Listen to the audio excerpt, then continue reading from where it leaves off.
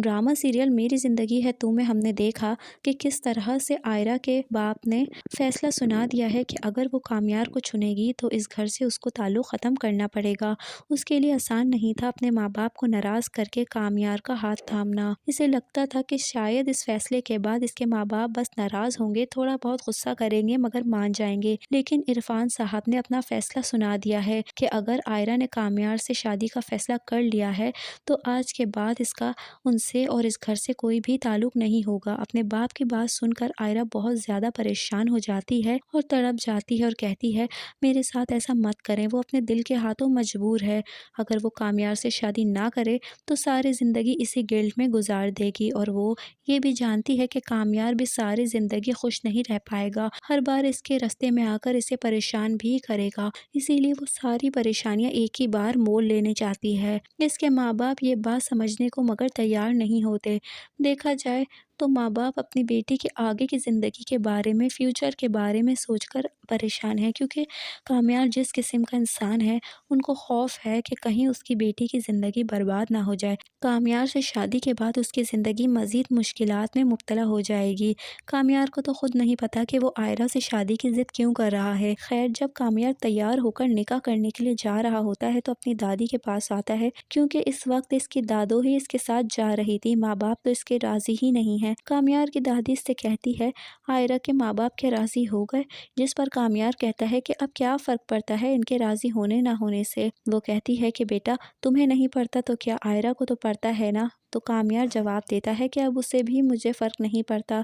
एक वक्त था कि वो लड़की मेरी ज़िंदगी हुआ करती थी, लेकिन अब वक्त बदल चुका है। मैं चाहता हूँ कि वो देखे कि किस तरह से उसने मेरी ज़िंदगी बर्बाद की है। इसके बातें सुनकर बहुत परेशान हो जाती है दादो। वो नहीं चाहती कि एक लड़की की ज़िंदगी इस तरह से बर्बाद हो। वो कामयार को कहती है कि ऐसा मत करो, तुम ये शादी इस तरह से मत करो जब उसके घर वाले राज़ी नहीं हैं। तो कामयार कहता है कि अगर वो मना कर देगी तो आज भी मैं पहले की तरह वापस आ जाऊंगा, लेकिन मैं खुद मना नहीं करूंगा। वहीं दूसरी तरफ आयरा को समझ में नहीं आ रही कि वो अपने बाप को नाराज़ करके यहाँ से कैसे जाएगी। वो चाहती थी कि दुआओं के साथ रुखसत हो। वो उनके कमरे में आती है, वो अपने बाप का हाथ पकड़ती है।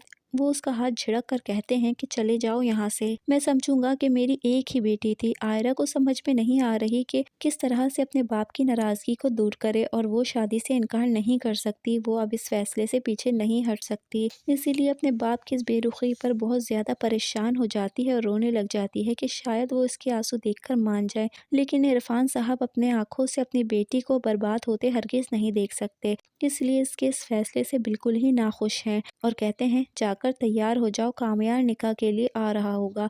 आज तुम हमेशा के लिए इस घर से चली जाओगी, पलटकर यहाँ मत आना। इनकी बातें सुनकर आयरा और भी ज़्यादा परेशान हो जाती है। खैर, इसकी बहन इसे तैयार कर रही होती है और वहीं बिनिश बेगम भी अपनी बेटी की ऐसी रुखसती पर बहुत ज़्यादा परेशान हो रही होती हैं। उन्हें समझ में नहीं आ रहा होता कि किस तरह से वो अपने आंसुओं को रोकें। बहुत ज़्यादा परेशानी की हालत में मुब्तला होती हैं।